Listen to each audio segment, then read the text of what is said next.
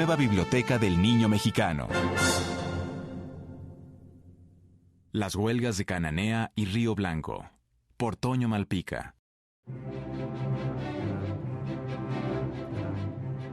Es cierto que la Revolución Mexicana fue en gran medida detonada por un ánimo político.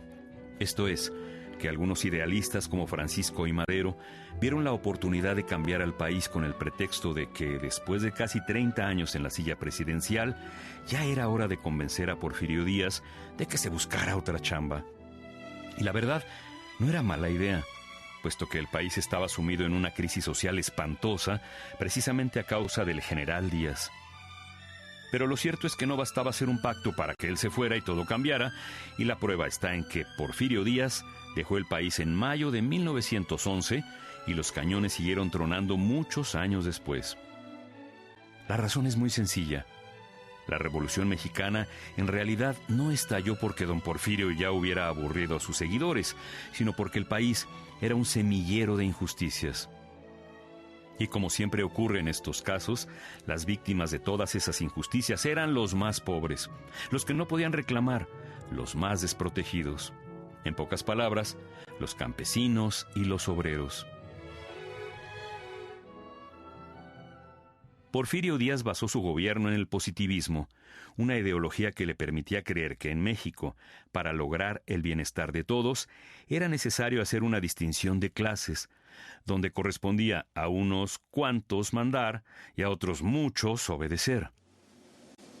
Parecía una ideología muy linda y fascinante, sí, siempre y cuando te tocara estar del lado de los que mandan.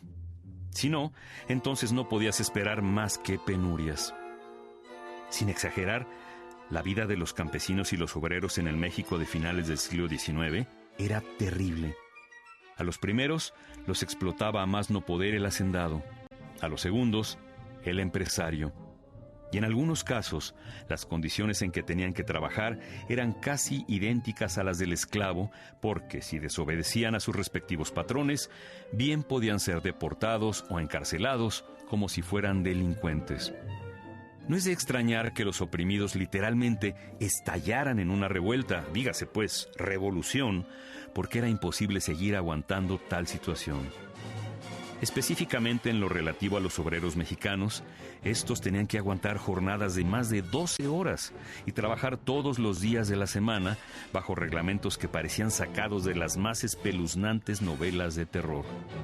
Como ejemplo, escucha la siguiente cláusula del reglamento de una textilera de aquel entonces. Por el hecho de presentarse en sus labores, los obreros aceptan las condiciones de trabajo y los horarios que los administradores de las fábricas hayan tenido a bien ordenar para cada turno y para cada semana de labor. Que traducido al español de nuestros días significa algo así como: tú te presentas a trabajar y te aguantas a lo que tu jefe te pida sin importar cuán horrible o inmoral te parezca su petición. Con una ley de tal naturaleza, era perfectamente legal que un obrero tuviera que trabajar sin parar hasta las 3 de la madrugada si al patrón se le antojaba, o sin ir al baño, o sin comer. Perfectamente legal en todos los casos.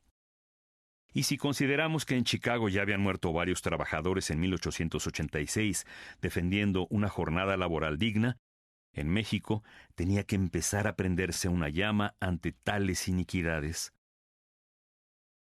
Fue el 1 de junio de 1906, cuando en Sonora, miles de mineros de la empresa estadounidense Cananea Consolidated Copper Company se fueron a la huelga.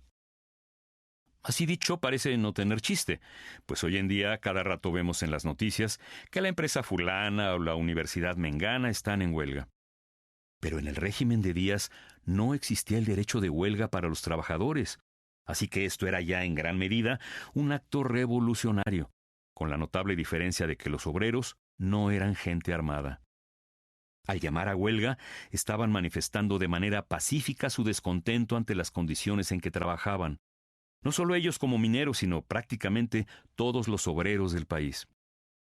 Pero, desarmados o no, era un acto fuera de la ley a los ojos de las autoridades, tanto las políticas como las empresariales, y había que hacer algo al respecto. Como ocurre con todas las huelgas, esta comenzó con la entrega de una lista de peticiones, entre las que se encontraban la jornada de 8 horas, un salario mínimo de 5 pesos y derecho de ascenso, que el gerente de la compañía, William Green, desde luego rechazó. A esto siguió una marcha pacífica en que los mineros quisieron instar a otras secciones de la compañía a que se unieran a la huelga. Al llegar a la maderería, 2 estadounidenses, los hermanos Metcalf, recibieron a los manifestantes con una manguera que los empapó de agua en una clara provocación. Los mineros se defendieron con piedras y en respuesta, los Metcalf echaron mano de sus rifles.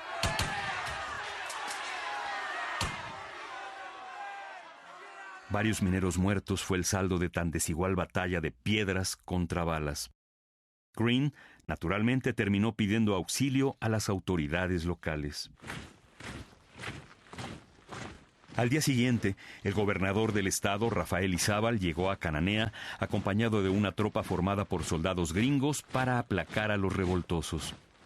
Comenzó así una brutal cacería que puso fin a la huelga de la manera más sangrienta que se pueda imaginar. Los que no murieron fueron conminados a volver a sus labores, y en poco tiempo todo volvió a la normalidad, la terrible e injusta normalidad de siempre. Manuel M. Diegues, José María Ibarra y Esteban Vaca Calderón son los nombres de los valientes que lideraron la huelga de Cananea y que terminaron presos en San Juan de Ulúa. Con todo, la maquinaria ya estaba andando, y los obreros del país se sintieron inspirados por los mineros de Cananea. En todo México empezaron a proliferar los círculos de obreros libres, organizaciones con toda la intención de convertirse en sindicatos. Era un primer paso para lograr el cambio, y la revolución, la de 1910, comenzaba ya a gestarse.